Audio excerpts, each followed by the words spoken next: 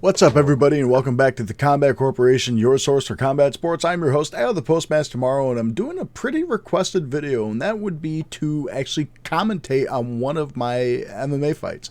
Now, I gotta emphasize that I am just an amateur, and I only started the MMA thing in July of 2017. I haven't fought since 2019 now. I think it was 2019 or 2020, primarily because of pandemic. I'm not a pro, and there's still a lot of things after my last fight. I just decided, I need to get better with a lot of things, and thank God I think I've achieved that, and I don't think I'll lose again, but I've lost a couple here or there. I have 7 fights I'm going to go over, but this is number 1. A little bit of a backstory to each fight. One being, this was my first form of competition of any kind except for music since I started college in 2015. So when college came around, I said, I'm going to school for music. I got to put everything I got into my major. And so that's basically what wound up happening. I did that, and I didn't compete. I went from 215 my first day of college to 275 my last day of college, and I cut down to about 240 for this bout. I think Andrew weighed in at like 230 something, and he was in pretty good shape at the time, So I had to lose a lot of weight over the summer, and then my coach says, hey, there's this guy, Andrew Nade, do you want to fight him? I said, sure. And so we did that.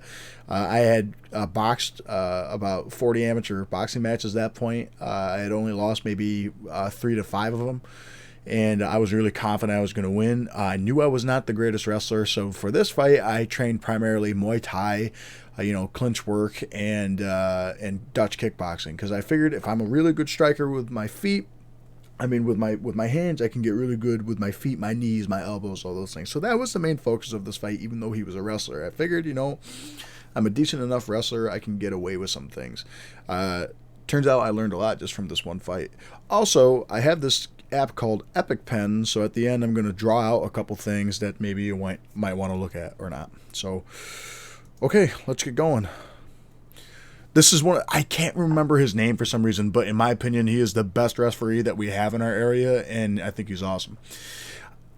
Fun fact, I'm down on the ground like that because I didn't know what to do. I was like, what do I do before this? This is when I realized I'm in a fight. I kick him in the leg and immediately thought, oh no, he's coming after me and hitting me. He went to go for a double leg. I stuffed it. I put my hand on his shoulders. And here I'm thinking I got to separate and I got to land my hands on him because I know I can put him out.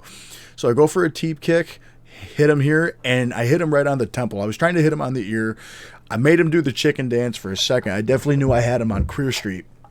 But he recovered pretty well from it, grabbed me, and I knew he was still a little bit weak here, but he was hugging me actually so hard I couldn't separate. I'm trying my best to get my shoulder in his sternum so I can knock the wind out of him with a couple light shoulder strikes, just, get off. But at this point, he recovered and he was back. He was leaning back a lot. That's something that a lot of wrestlers do when they first get into it, and all I was trying to do is get a Puerto Rican head tie, an overhook and collar tie, and he gets a really easy double leg here, and I can see it coming already. Yep, stepped right off to the side and clap both my legs together. I was not a very good grappler at that time, and man, I wish I could go back and do it again sometimes. But here he's giving me a lot of space, and my back's directly against the fence, so it's just time to do a squat or a deadlift, and let's get up. I knew my legs were strong. So I'm doing something illegal here, actually. I do it in a lot of my fights. There's a good knee there. But I put my thumb in people's throat so they get off me. I don't think you're supposed to put your thumb in a windpipe, but I do it, and it works most of the time. Some people do something dirty back. So here he's trying to get off to the side for a double leg again. I can see that, so I'm just pushing his shoulder, and now I'm trying to, from Greco experience, just kind of get his upper body up. I get a really good clinch here, and I knew for a heavyweight I could move my legs faster, so I did. So let's see what goes on. I'm still trying to get his head up. I know he's trying to get the double leg. I hear he warned me for in the back of the head from there. I didn't think I did, but apparently I did. I get another knee there, good knee. And then I was going to try and snap him down, but it didn't work. My hands are down. I hit him a couple times, and I hurt him again, I think, and that's why he puts me against the fence. So I know for sure that he doesn't like me hitting him. So here I thought I had a good guillotine. I thought he tapped for a second, but he didn't. And my coach tells me, be careful. My coach Rob, teammate too, was telling me, listen, if you don't get it now, then let go. If you have it for a couple seconds and he doesn't tap, let go, move to something else. But here I'm just trying to make him waste his energy. I'm not using much with my arms here. He's just trying to push, push, push. So I go for a cow catcher, cement mixer, bulldog, whatever you call it. And there's another knee, and he caught it right into a double leg. But I was really going to try and take him down, and then I heard my coach say, just get him off balance, get him off balance. And that's all you talk about in the middle of the round. I heard 10 seconds, and I figured I'm not going to try. I'm just going to avoid damage. It's novice rules. We got the shin guard, so he can't hit me to the head anyway, so I wasn't in any danger. Tapping my ear, telling him to please talk louder, talking to my coach. And I'm standing up like a stick in the mud. But the whole thing in the corner was, listen, if he puts you, what an easy double. Listen, if he puts you in the on the fence, you need to get underhooks and get him around because you're stronger than he is, which I did not agree with. I just think I maybe understood leverage a little bit better because Andrew is still one of the strongest people I've ever tied up with, period, top 5. Really good knee there. I'm trying to hit his air passageway, his sternum, his shoulder plexus, so if it goes to another round, he can't breathe and I can get him out of there. I was still a very tactical fighter. There's my underhook. I shoot the underhook under. There's one to the liver, next to the sternum, next to the shoulder plexus, and that's when he gives me his neck. And I knew I had a sick guillotine, and you can't see it on the other side, but I got my elbow over, and I was scissoring it together. Some people call it marcellatine. I don't think it was anything like that because my arms were not completely over, but I definitely had it. I had both my elbows basically up and on top, and I was cranking his neck at the same time. I had a chin whip. But, yep, that was my first MMA fight ever. That wasn't an exhibition in, like, a smoker setting. And I made a really good friend from it. Andrew, like I said, I've competed against him a bunch of times in grappling tournaments. We've traded wins and losses together. And, once again, he's still probably at least my top 5 strongest people I've ever tied up with. And consistently, it feels like he gets stronger and bigger every time. And I don't know how he does it. But let's go into a couple key things of the fight. Starting off with my first thing ever. Like I said, I was going over kickboxing a lot before this bout because I said, you know what? The wrestling's going to be there. I have confidence I can get up. Let's see if we can get him out on the feet. And then I wound up tapping him. But basically what happens is here, I kick him. And I said, oh, cool, I kicked him. Now watch my face in about 2 seconds as he gets angry at me and then goes after me. And you're going to see the moment I say, oh, shit, I'm fighting. And there it is. He's coming after me. I'm literally thinking in the back of my head, oh, shit, I'm fighting. I haven't done this in 2 years. And I was a little shell-shocked for a second. I won't lie to you. I was deathly afraid.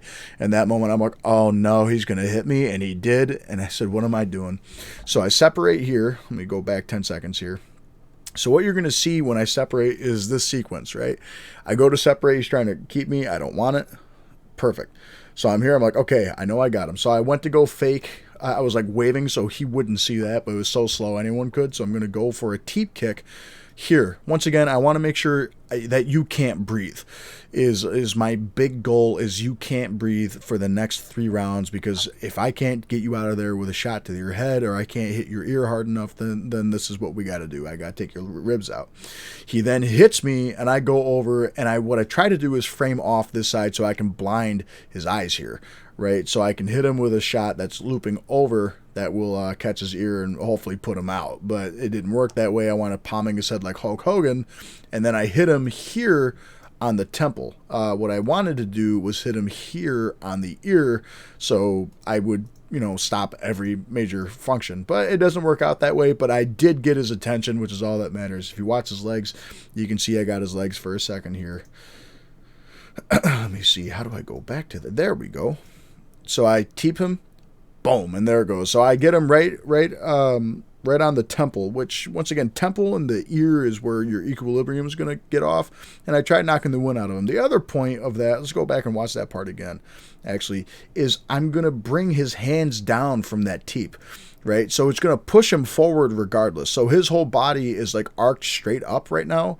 What I want him to do is go from straight up to slightly curved over. So that presents the jab and then the temple shot very easily from there on out. So let's see how that goes. Once again, brings him forward, bang.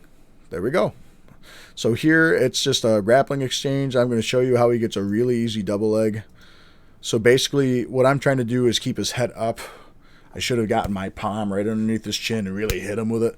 But both my legs are so close together against the fence. I had no concept about cage fighting at all. And what I mean about like wall work, you know, I had no idea how to defend it. What I should have done realistically is I should have spread my base out here and just whipped him the other way with a Puerto Rican headlock, honestly, is what I should have done.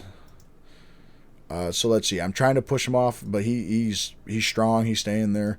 And I'm just looking for every opportunity in the world to get that tie clinch because I knew my knees were good and I knew exactly where to hit. So I hit him in the sternum there once again to knock the air passageway out. I don't want him to breathe anymore. I want to hit him right in the air passageway, not in the gut, right here, right? Shoulder plexus, sternum, all those things that connect your throat to your nose and everything else. I don't want air getting through there easier, right? Down here you can still breathe. Up here, not so much. So I'm really trying to damage him here. So let's see if I missed it. I did miss it. Okay, so I separate for a second.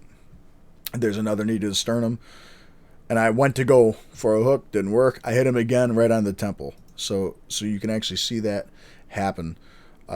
So right here, there's the knee. So once again, you can see it's kind of dark. They had lighting issues that night, but basically I shoot right here for like the sternum, shoulder plexus area, knock the wind out of him. And then from here, I wanted to go from a hook, breaking from the clinch onto the ear, and his hands were up and he also closed the distance. So what I did is I shoot when we turn, as he's turning, since I'm rotating, he's rotating right into my right hand. I go boom, and I hit him again in the temple area. This time I think he saw it coming entirely, and then I think he just gets a takedown. But it's a good exchange. Basically, the moment you break a clinch, either go right back to defense and get to a dominant position by like circling away, or hit the guy if he's not doing anything.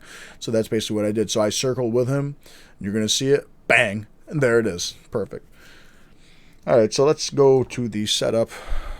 Okay, other thing. Don't stand up straight and walk like a zombie, because they do that. But, you know. So here I'm thinking one thing. Okay, not there. Here I'm thinking one thing. My coach told me in between the rounds, he said, listen, underhooks, underhooks, underhooks. You'll lift them up into those knees you want. You can get the knees from there. You know, it's not going to be as mobile as a tie clinch, but trust me, you got strength and you can hit it from a very short distance. You got it. I said, okay, cool. So I did. So you're going to see me here. I'm going to dig my underhook from my left arm under his right, which is going to create distance and separation in between us here. See, there's not enough space for me to generate enough force from my hips and my leg to shoot it up, you know, there. Because my sequence in my head is, I said, okay, I got to stun him by hitting him to the liver. Okay, that will stop his motion for a second because it's going to hurt. And then I'm going to knock the wind out of him. And then I'm going to hurt him bad with a shoulder plex shot. Okay, so I knock the wind out of him. I stun him with a liver shot, knock the wind out of him with a sternum strike, and then I hit him in the shoulder plexus, which is going to completely knock the wind out of him. And that's virtually what happened, and that's what leads up to him giving me my neck. His neck, rather. So there it goes. We're going to go for the liver shot, air passageway, shoulder plexus, and that's knocked the wind out of him because you can see him bellow over there for a second. So watch the third knee. You're going to see him go over because that's the thing that hurt the most. He can't breathe. There it goes, and thank you. You gave me your neck.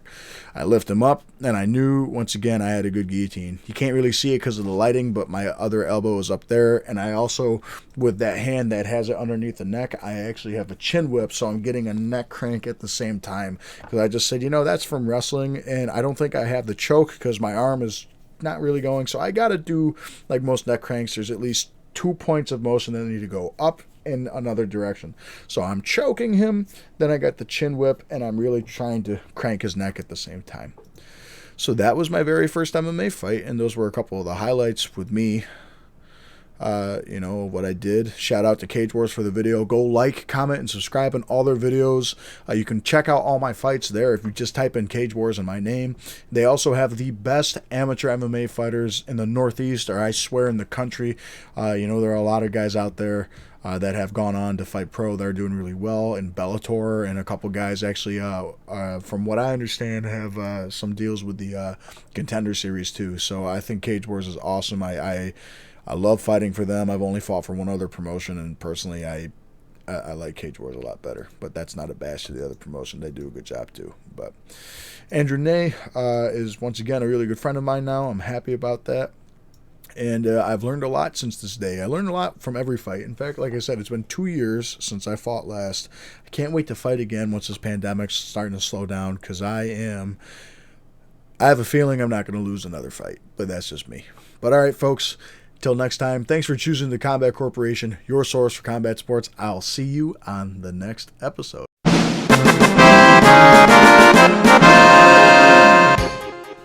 Once again, folks, thanks to our sponsor, Phantom Boxing. If you enter the discount code CombatCorp10, you save 10% off any and all purchases at checkout, with new equipment coming soon and on the way. Also, just a friendly reminder to like, comment, and subscribe to keep all the content rolling. 30 likes in this video, and I will release my next fight immediately. Thanks for watching, everybody. Have a good day.